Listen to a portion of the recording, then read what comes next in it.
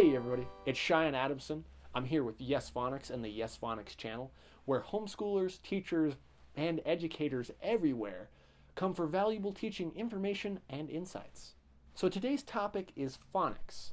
It's kind of a simple topic, but an interesting one nonetheless. So English is one of the hardest languages to learn, and mostly because of the weird rules that it has. Sort of a reductionist way of putting it, but it has a lot of silent final E's, a lot of double E's, a lot of sounds and symbols and markings, stuff that people need to know. So phonics is a method for teaching reading, writing, and spelling by developing students' ability to hear, identify, and manipulate all of the sounds and sound combinations in the English language. So basically, it teaches students to decode words into their individual sounds by using what are called the 72 Orton phonograms and their 45 phonetic sounds of the English language. I'll go into those sounds and what they mean and a little more information here in just a bit.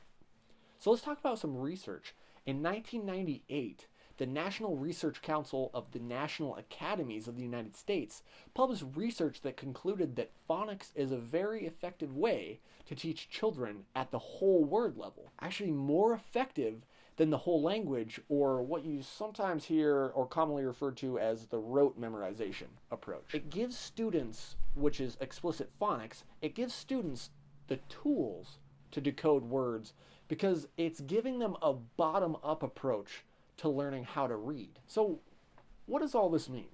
Basically, if you can give your student a kinesthetic approach to reading, which kinesthetic is seeing, hearing, and physically being able to manipulate, which in this case would be the sounds, if you can give them this method, it will not only enhance their reading ability, but they'll also develop a love of reading, which is super important, as I'm going to make a case for the development of empathy and mirror neurons here in just a sec.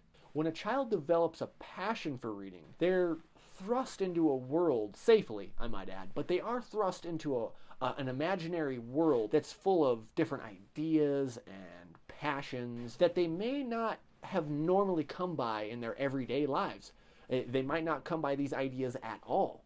So basically it gives them an understanding of what it might be like to walk a mile in somebody else's shoes, so to speak. So when a child develops mirror neurons, which are the key, I would say, to becoming a more empathetic individual as a child, they're more likely to be successful individuals with a constant desire to learn and better themselves, because the more they learn, the more there is for them to learn. Well, that's it for today's video. It was kind of short, but this is kind of the content that we're going to be putting out. We're going to be doing a lot of interesting subjects from here on out.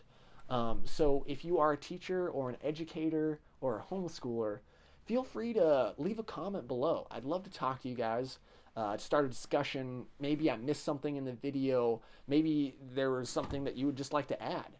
So yeah, give us a like, leave us a comment, maybe subscribe to the channel if I could throw that plug out there. And as always, my fellow educators, be well, and I will talk to you soon.